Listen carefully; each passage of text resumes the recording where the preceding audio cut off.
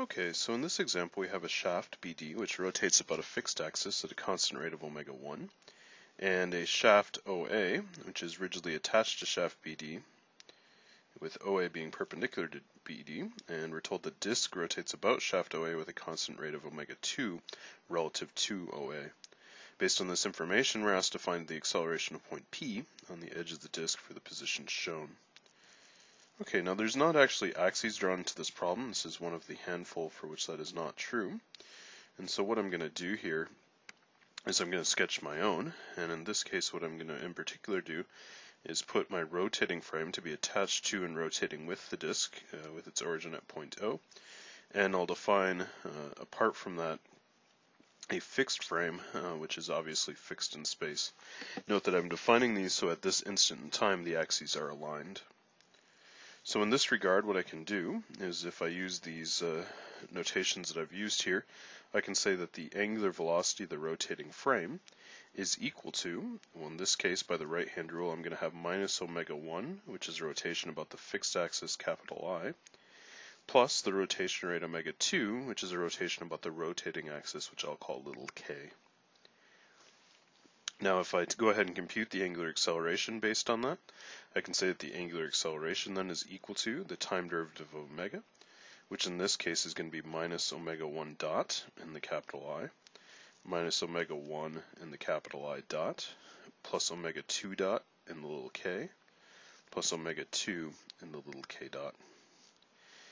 At this point I would remind you that the rates omega 1 and omega 2 are constant rates of rotation, which means the first and third terms go away. And in addition, since the capital I is associated with a fixed axis of rotation, the second term will go away as well. This leaves me with an alpha, which is going to be equivalent to omega 2 times quantity omega cross the k vector. I can go ahead and expand this out. This is going to give me omega 2 cross quantity minus omega 1 in the capital I, plus omega 2 in the little k, and I can cross that with the little k vector.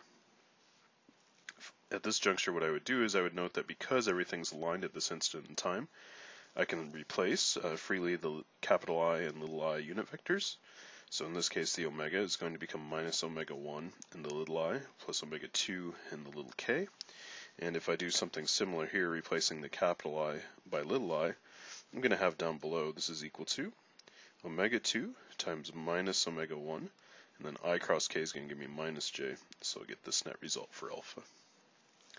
Now once I have that in hand, namely the omega and alpha vectors, I can go ahead and start to find the acceleration of this point P. So in this case I can say the acceleration of P is equal to the acceleration of O plus the acceleration of P with respect to O relative to the observer, plus the angular acceleration of the rotating frame cross RP with respect to O, plus the Coriolis term, which is 2 times omega cross the velocity of P with respect to O relative to the observer, plus in this case the triple product, which is omega cross quantity omega cross RP with respect to O.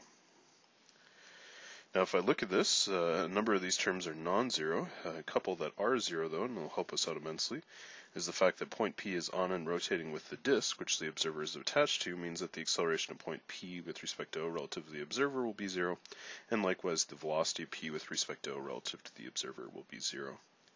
That'll be very helpful for us.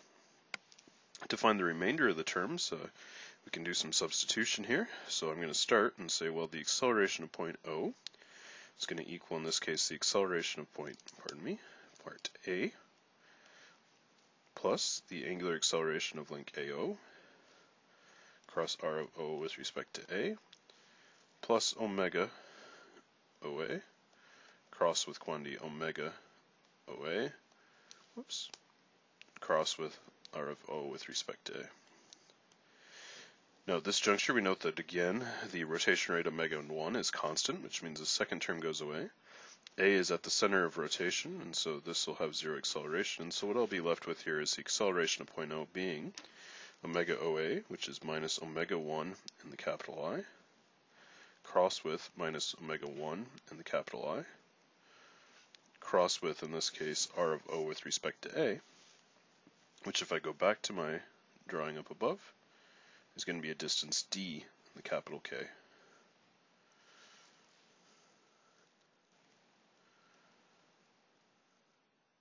If you go through this math, you can show right readily that this is equal to minus omega 1 squared times d in the capital K direction.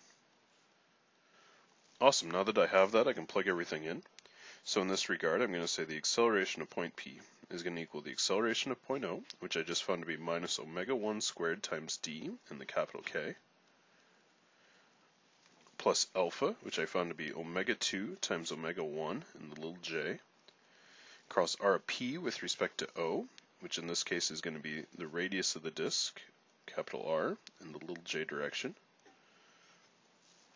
I'm going to add to that now the triple product, which is omega, which if I go back here up above, I said was equal to minus omega 1 in the little I, plus omega 2 in the little k, cross with omega, which is minus omega 1 in the little I, plus omega 2 in the little k, cross with r of P with respect to O, which in this case is the radius r in the little j. If I expand out my cross products now and bring down the appropriate terms, this is going to give me the acceleration of point P is equal to minus omega 1 squared d. Capital K we know is aligned with little k at this juncture, so I'm going to go ahead and make the substitution to little k. J cross j is 0. Going into the next term, we're going to have plus minus omega 1 in the little I, plus omega 2 in the little k. And I'm going to cross that with the result of this product here. I cross j is k, so I'll have minus omega 1 times r in the k. And k cross j is minus I, so I'll have minus omega 2 times r in the little I. As a final step, I'll work out this last cross product. This is going to give me the acceleration of point P is equal to minus omega 1 squared d in the little k. I'm going to add that to I cross k is minus j, so I'm going to have minus omega 1 squared times r in the little j. I cross I goes away, k cross k goes away, and k cross I gives me positive j, so I'll have minus omega 2 squared times r in the positive j direction. Okay, from here all you need to do is plug in numerical values. I know you got it. Best of luck, everybody. Take care.